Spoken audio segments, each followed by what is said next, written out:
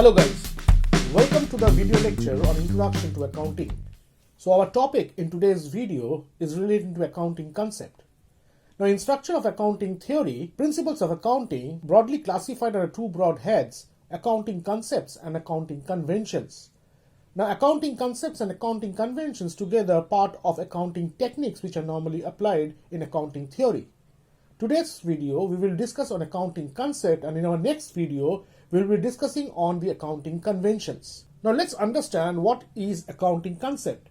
Now accounting concepts are a set of general conventions that can be used as a guidelines when dealing with accounting situations.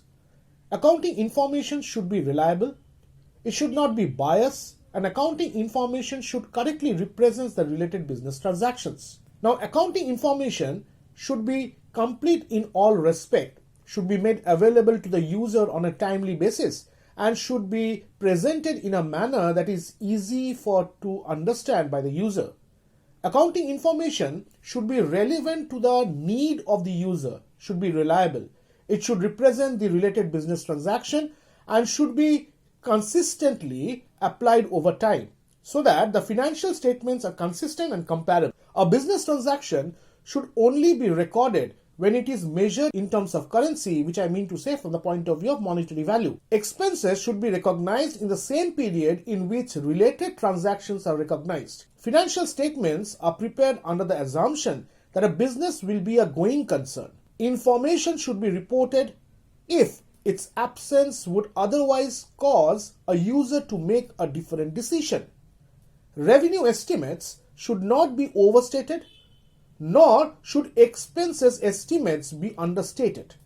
Revenue should be recognized only when it has been earned in that particular accounting year.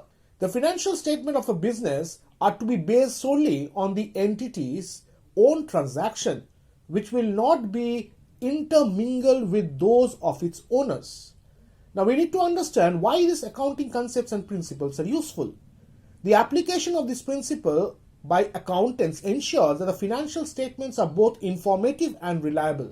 It ensures that the common practices and conventions are followed, which I mean by saying the general accepted accounting principles, and the common rules and procedures are compiled with. So therefore, accounting concepts, there are some basic assumptions which require to be undertaken while we do accounting work. Now we are going to discuss about the various accounting concepts. Let's start on with the proprietary concept. Now proprietary, as the word means, refers to a sole proprietor. So in a proprietary concept, the proprietor and his business are the same, and there is no separate entity in a proprietary concept. Since there is no separate entity in a proprietary concept, the proprietor is the pivot of the business, and all accounting basis has to be done from the point of view or the viewpoint of the proprietor only. All assets belongs to the proprietor, as well as he is liable for all liabilities in the business. The life of the business will always depend on the discretion of the proprietor, since it's a sole proprietorship form of organization, and the profit earned by the business is the profit of the proprietor. The other distinction with respect to the proprietary concept is the entity concept. Now here the business concern and the business are considered to be two separate entities,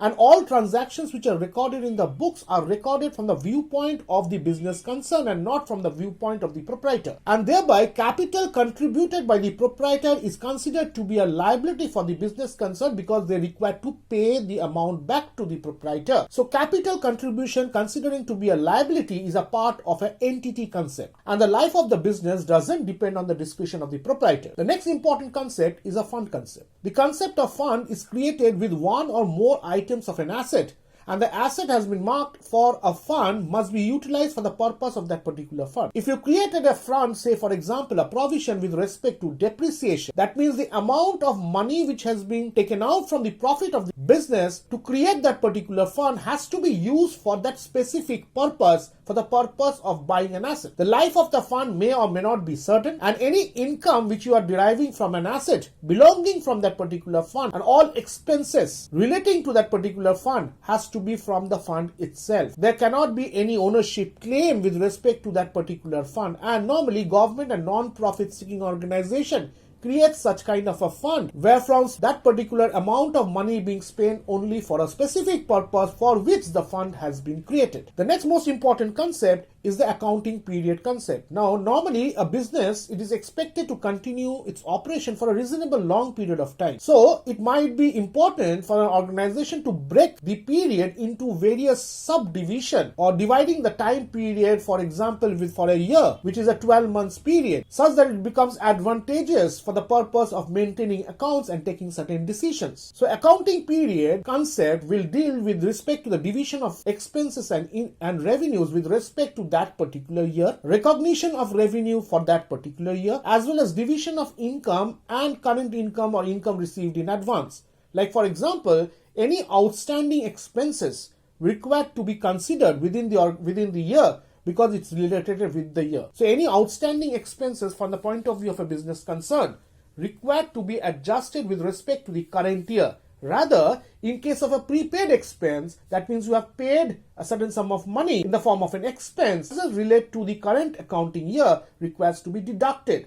Similarly, accrued income, which is income earned during this particular accounting period, required to be added. Rather, if you have got pre-received income, that is income for the next accounting period has been received in the current accounting period, required to be deducted. The next concept is going concern concept. It is normally expected that a business will run for a considerable long period of time, and therefore it is termed to be a going concern.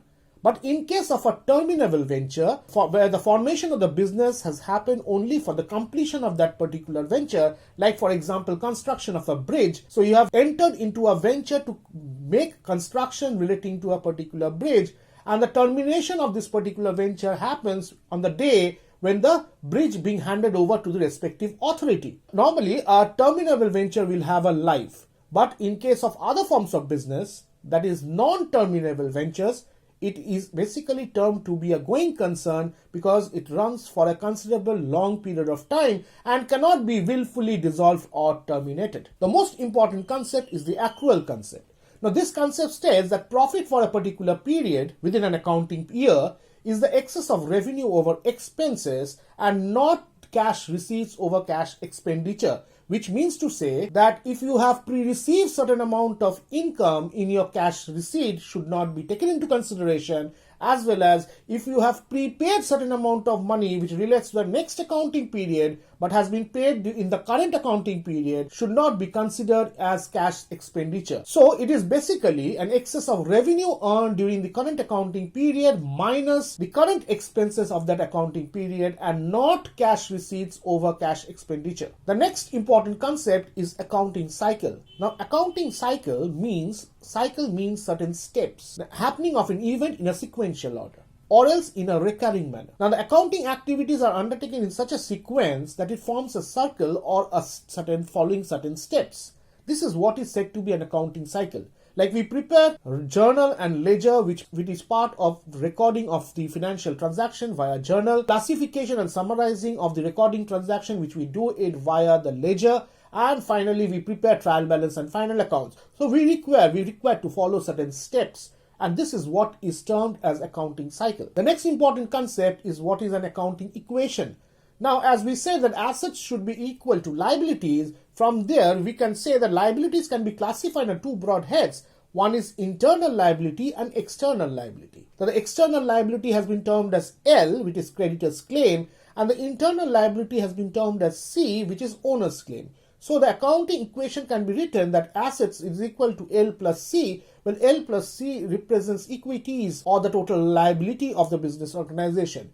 Now, since the revenue earned from a business organization is the difference between income and expenditure, if it is profit, that means income is greater than expenditure, and it's a loss when expenditure is more than income, is added to a particular equation. So the equation forms is A equals to L plus C plus R, and R can be further classified into I minus E. So if the E component goes on the left hand side, though A plus E is equal to L plus C plus I, which means to say asset plus expenditure forms the debit part, the internal liability plus external liability and income forms the credit part. So this is what an accounting equation is. A plus E is equal to L plus C plus I. Last comes is the dual concept. Now, the dual aspect concept states that every business transactions require recording in two different accounts. This concept is what is said to be a double entry accounting, which is required by all accounting frameworks in order to